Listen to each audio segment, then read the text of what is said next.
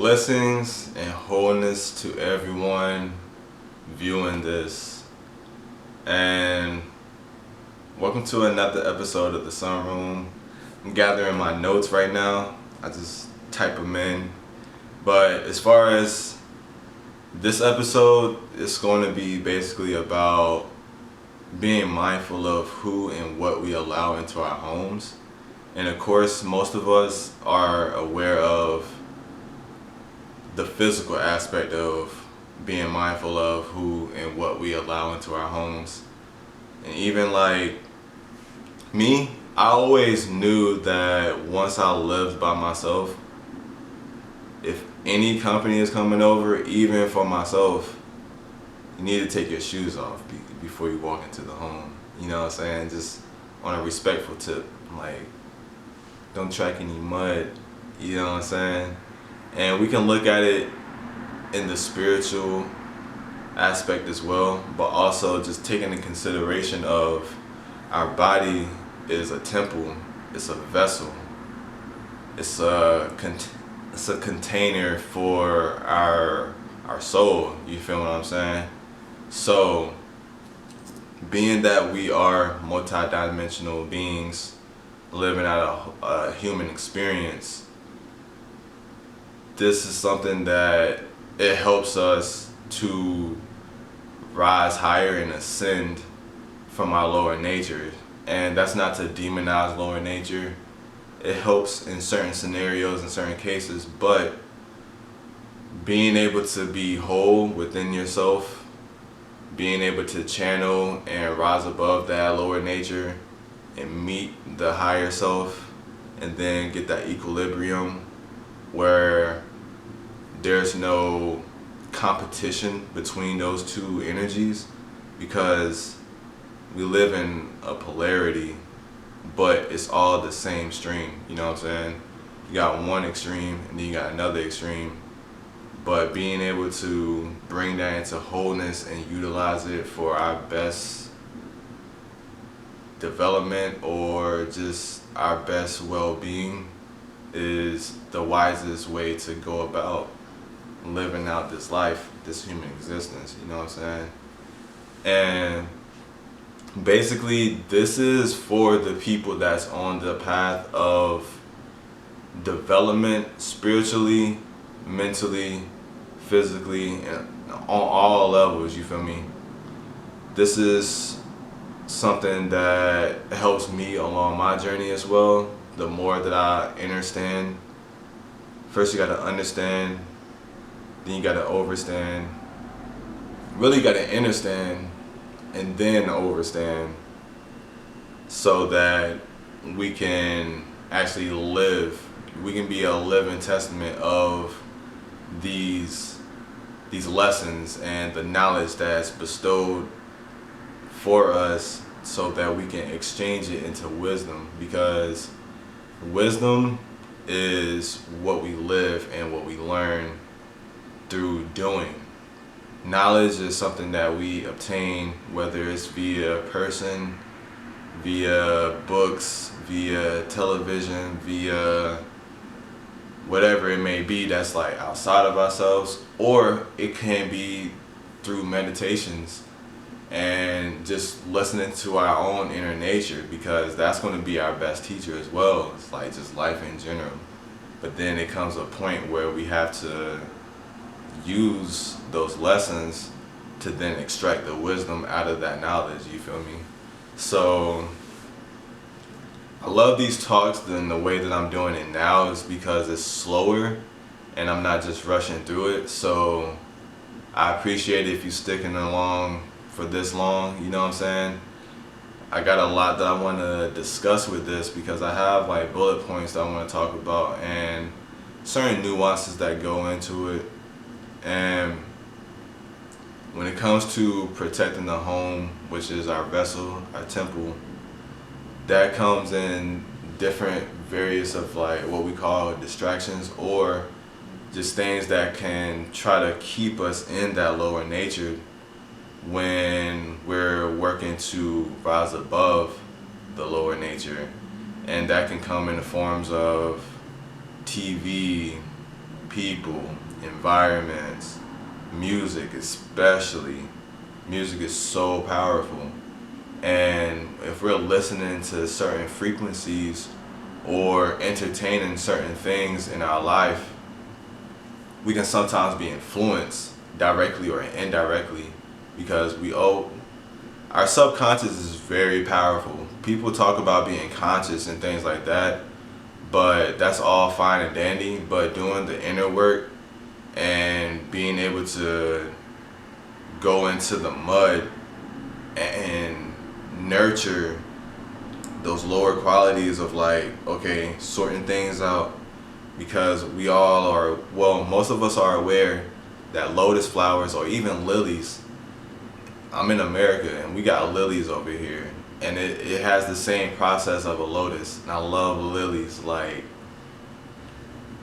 it has to come from out of the mud, and then from out of that mud it rises out of the water, that murky water, and then that's when you see the beauty, the exalted beauty of what it's became, what it become.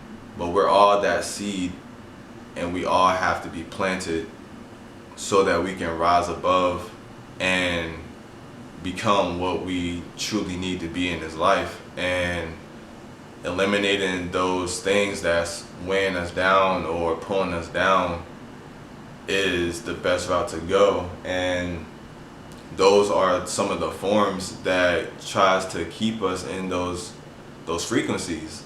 Like we can have friends that sometimes we want to leave, well, not leave right then, but we want to nurture and stay in this relationship or friendship or whatever it may be, or environment that's not really doing us any good, but we have attachments.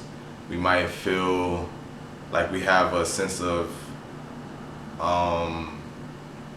what's the word?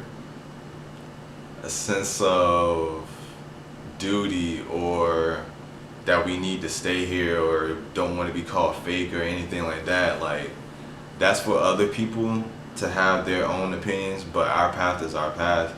And what we feel is for us to feel and be able to transmute, but also decode in the same sense, you know what I'm saying?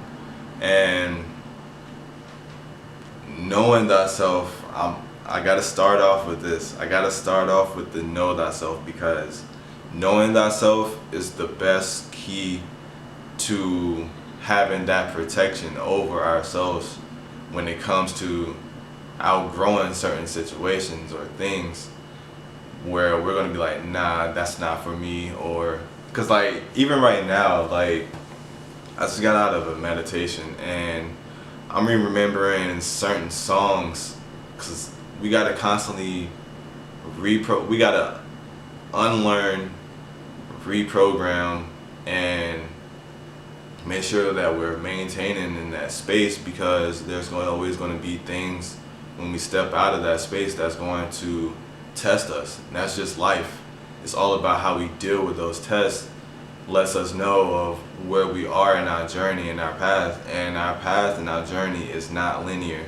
That's why I got this symbol for my artist. I am an artist, but it also reminds me of my spiritual journey. It's not gonna always be like a straight and narrow path. Sometimes we might branch out a little bit, but that's just how sometimes it needs to be, because that's how we learn where we need to truly be, who we truly are, and things of that nature. And knowing thyself helps us from being swayed into things that's not in the favor of our general well-being on any level. And what I was going to say is, I just got out of a meditation, like I'm remembering my childhood of when I would watch PBS Kids, and man, if you're a 90s kid, yo, it was lit, you feel me? Like all of these positive shows, I don't really see much of it now, but man, like I can speak on Arthur. The theme song to Arthur is so like powerful. Listening to that, reading Rainbow is powerful. watching Zoom, that's powerful as well. And these theme songs I'm remembering, and I'm just looking at myself in like my childhood home, and yeah, that brought me into like a remembrance of a lot of us are still those kids, and there's nothing wrong with that. It's when we are acting out of that immaturity that we can sometimes harm ourselves and other people that's around us and even our loved ones, because the closest thing to us is usually the ones that's going to get that bitter part, you know what I'm saying? So when we really truly understand ourselves and in that developmental stage of like, okay, I need to work through those traumas, I need to understand myself in a deeper sense of why do I gravitate toward this, why do these certain situations and scenarios play out and constantly play out, what's going on. It's like a subconscious program and things like that, and that's up for us to decide, because like I said, going back to rule number 1, know thyself, because there's a lot of spiritual gurus out here and people that's leading people to like damnation, or having them deeper into like a hole where they don't feel like they can get out, or they don't see themselves coming out. And that's a scary place to be in if you don't have the proper guidance or confidence in oneself and our ability to decode and access that information that we need to get. Because I see it all the time, because that's what we saw, and it's just something that we can sometimes be a product of our environment if our willpower isn't strong enough to overcome those certain energies or those frequencies. We have to nurture ourselves and build ourselves up. Sometimes it takes being by ourselves, as hurtful as it can be sometimes, or as lonely as it can feel sometimes. We have to be comfortable with being alone, because once we remember who we truly are, then that's going to give us the courage, the motivation, the inspiration, and the push to be that and remember who we was as a child. Like, it's so powerful being able to go back and travel back into my childhood of even least favorable things, but also the lit parts of like, man, I was having fun and enjoying myself just in my pure form. And the things that we might not like, we might can revisit if we're in that stage of being able to accept those things and rework them in the way that we want to. And if we wasn't raised in the best way that we felt like we needed to be spoken to or loved, we can then in turn give ourselves that love that we may need, you know what I'm saying? Because we know ourselves now, we know what we need, so we can go back and extend our hand, figuratively and literally go back and extend our hand to our younger self. And it's so powerful and it's so empowering to be able to do that. We have to be willing to have that self-dialogue and be honest with ourselves as well. And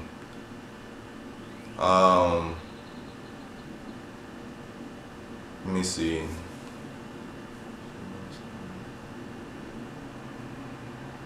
Just having these questions, asking ourselves these questions of what we want, and having like a true dialogue and being honest with ourselves, having an open mind and an open heart, that's a pure way of being able to penetrate those murky waters and rise above. It's not easy, trust me, it's not easy, but the journey is so rewarding and it's so worth it. And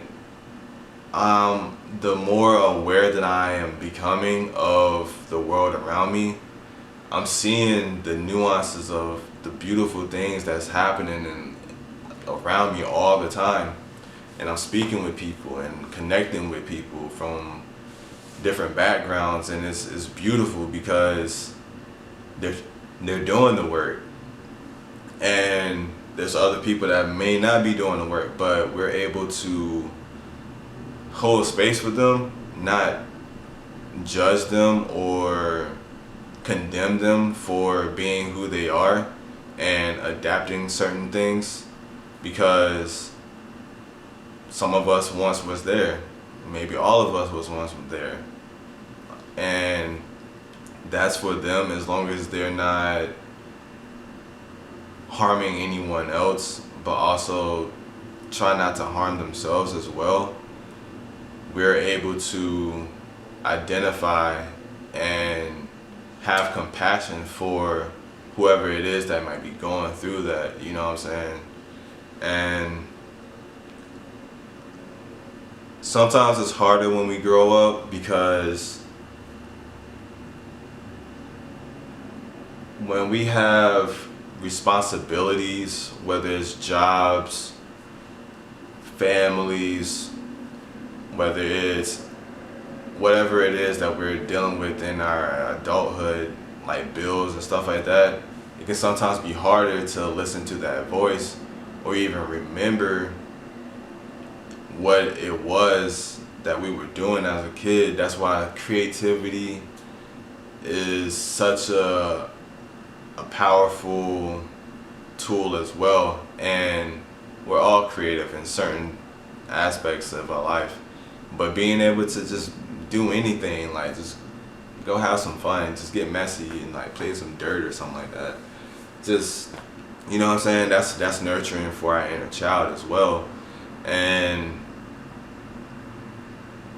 a lot of times I've noticed on the journey, the people that don't want to do the work, they tend to be jealous or have some type of envy for people that are pure in heart, and they don't allow certain circumstances to get them down. They're more, I can say for myself, I'm more in a solution oriented alignment in the way I go about my life now, or just life in general. I'm aware of certain things in the world. I hate it, I don't like it, but at the end of the day, it's like, okay, is there anything that I can do? First of all, I need to be a better human and be able to show up not only for myself first and foremost, but other people around me, because when I'm developing myself and working on myself, I'm able to have a full cup and extend a hand to other people, you know what I'm saying? So anybody that might, what I'm talking about might not resonate with the viewer, but it might resonate with somebody else because of our paths. And that's the beautiful part of it. It's like, hey, if it doesn't resonate, pass it, put it down. It's not for you, it's okay. And if it does, then cool. Hopefully we can use the information that we're learning to then take the knowledge and extract the wisdom from that knowledge by living out these things. And sometimes it's just like a curiosity of like affirmations of like, I had an inkling, but now that somebody said it, like, okay, that's a reminder that I'm on the path, you know what I'm saying? Excuse me.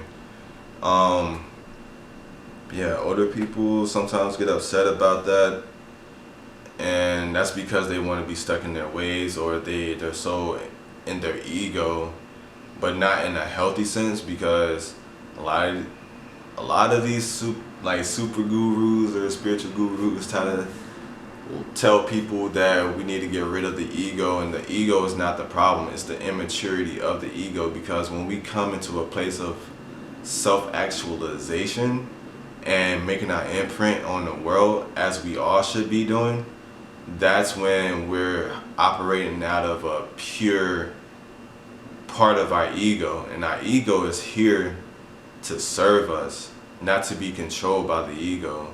Our ego is here to let us know of who we are, and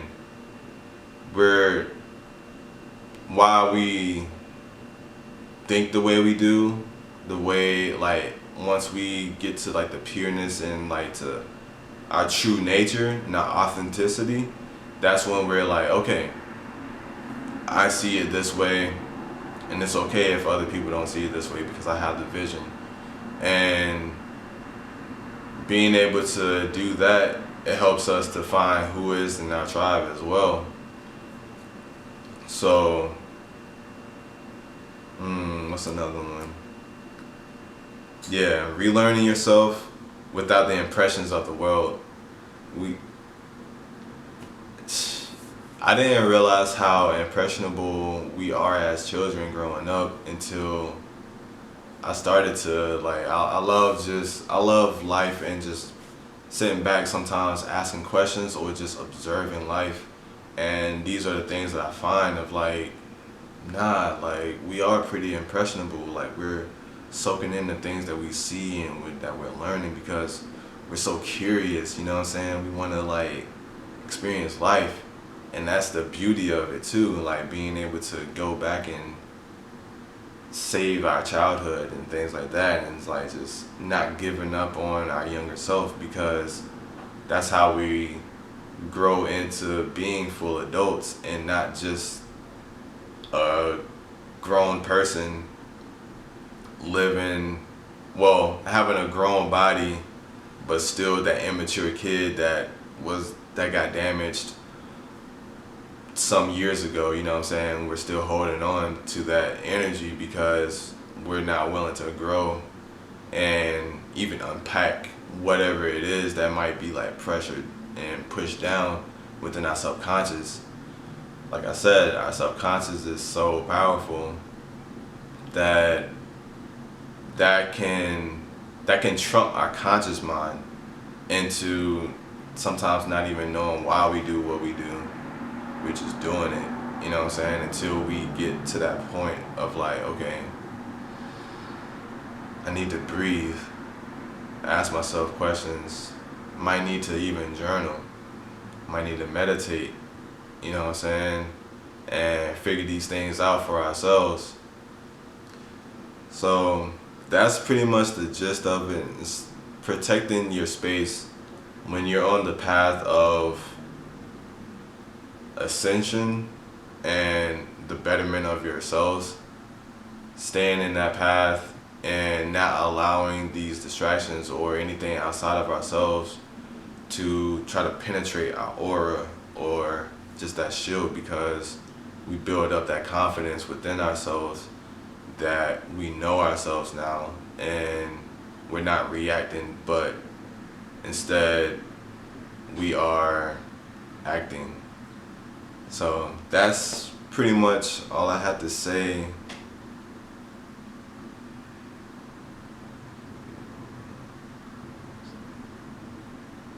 Yeah, that was pretty much all I had to say on this topic.